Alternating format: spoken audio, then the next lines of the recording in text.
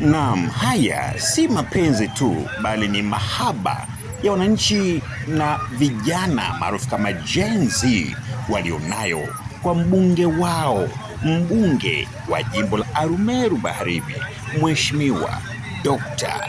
Johannes Lembulung Lukumai. Leo hii Jumapili, mbunge ameshiriki ibada katika kanisa la Uzima Pentekoste Tanzania la Mchungaji Jeremia. Kanisa hili lipo katika kata ya Kimnyaki opposite na Elkidinga.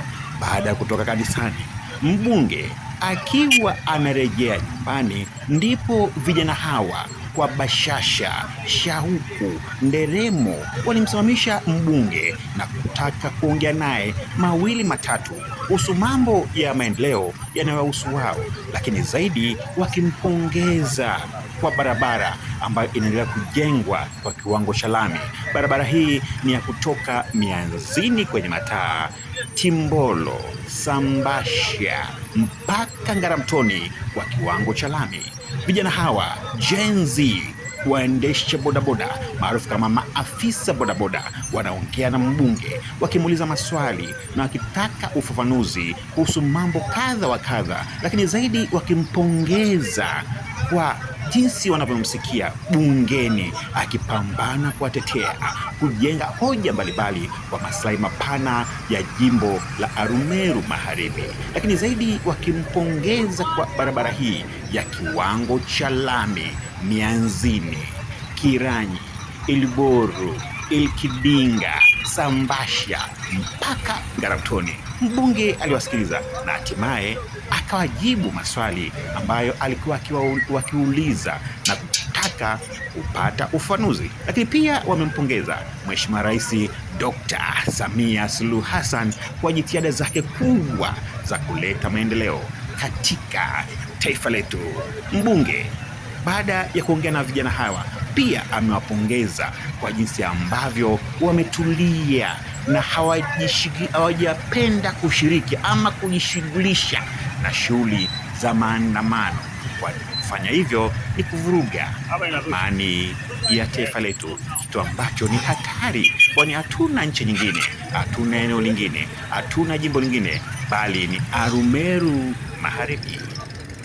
Na ile mikopo ya 10% kutoka halmashauri ambayo haina riba, 4% kwa vijana, 4% kwa kina mama na 2% kwa watu wenye ulemavu. Iwapo hamjapata huo mkopo, ni vizuri kupitia pia kwa huyu mwenyekiti wa tawi na sana polisi, hebu muorodheshe vile vikundi vyenu vya vijana ambavyo wako hapa kupata kufanyia kazi. Na kwenye kikao cha hadhara, kikao cha mbunge kutembelea kata, kukagua miradi ya maendeleo na kusikiliza kero za wananchi, njooni na hizo kero. Mtakuwa na afisa kutoka halmashauri ya wilaya Arusha ataelezea vizuri. Lakini kingine pale kuna bilioni 4 za Mheshimiwa Daktari Samia Suluhu Hassan, Rais wa Jamhuri ya Muungano wa Tanzania, kwa ajili ya vijana, ziko kwake. Zile hela zinatoka kwa kuandika andiko.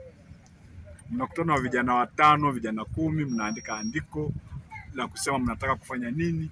Andiko likikaa vizuri, likiwa vizuri, ambalo linaelezea mnaenda kufanya nini, zile hela zipo na mimi mbunge wenu nitawasilisha kwa napohitajika. Mjikusanye vijana 10, andikeni andiko lenu zuri, mnataka kuwekeza katika mradi upi.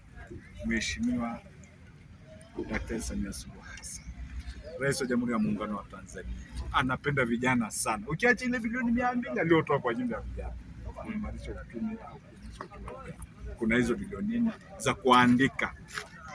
Kwa hiyo ningependa sana kusikia kwamba ni vikundi vipi katika kata ya Kimnyaki, hususan tawi la kwako na Olmengaringa wamejiandikisha lakini hawajapata mkopo, ili tuweze kuangalia tatizo liko wapi.